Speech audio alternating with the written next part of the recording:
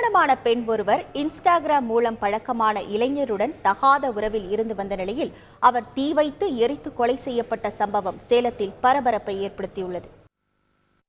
சேலம் மாவட்டம் வாழப்பாடி அருகே உள்ள மலையாளப்பட்டி கருமத்தான் காடு பகுதியில் பெண் ஒருவர் மர்மமான முறையில் தீ வைத்து எரித்து கொலை செய்யப்பட்ட சம்பவம் அதிர்ச்சியை ஏற்படுத்தியது. உடனே சம்பவ இடத்திற்கு விரைந்த போலீசார் பெண்ணின் சடலத்தை கைப்பற்றி தீவிர விசாரணை நடத்திய நிலையில் சடலம் கிடந்த இடத்தின் அருகே வசித்து வந்த வல்லரசு என்ற இளைஞர் மீது போலீசாருக்கு சந்தேகம் ஏற்பட்டது.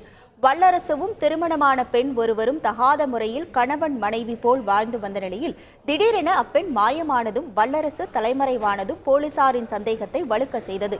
உடனே இரவோடு இரவாக இளைஞர் வல்லரசை போலீசார் கைது செய்த நிலையில் உடல் எரிந்த நிலையில் சடலமாக மீட்கப்பட்ட பெண் குறித்தும் இளைஞரின் வல்லரசுவின் பகீர் பின்னணி குறித்தும் வெளியான தகவல் சேலத்தை பரபரப்புக்குள்ளாக்கியது.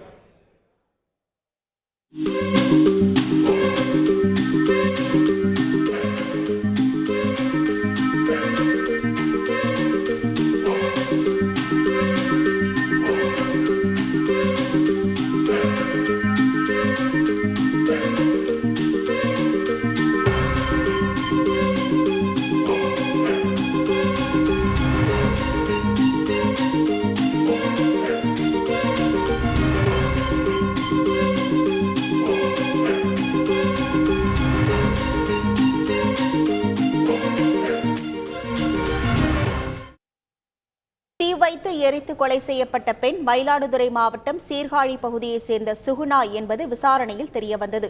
30 வயதான இவருக்கு திருமணமாகி 3 பெண் குழந்தைகள் உள்ள நிலையில் இன்ஸ்டாகிராம் மூலம் நாமக்கல் மாவட்டம் கொல்லிமலை பகுதியைச் சேர்ந்த வல்லரசு என்ற இளைஞருடன் பழக்கம் ஏற்பட்டது.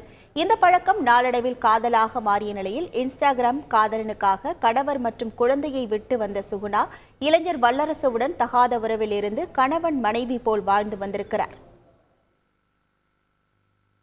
இருவரும் கடந்த 6 மாதத்துக்கு முன் சேலம் மாவட்டம் மலையாளப்பட்டி கருமத்தான் காடு பகுதியில் வீடு எடுத்து வசித்து வந்த நிலையில் இளைஞர் வல்லரசு அடிக்கடி சைக்கோ பாணியில் நடந்து கொண்டதாக கூறப்படுகிறது. போக்சோ மற்றும் கொலை வழக்குகள் வல்லரசு மீது நிலுவையில் உள்ள நிலையில் அவர் ஊர் திருவிழாவின் போது சாமியாடி குறி சொல்லும் பழக்கம் உடையவர் எனவும் கூறப்படுகிறது.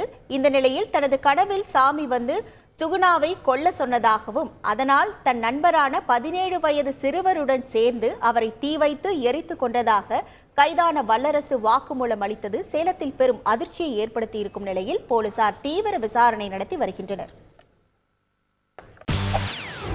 செய்திகளை உடனுக்குடன் தெரிந்து கொள்ள உடனே சப்ஸ்கிரைப் பண்ணுங்க.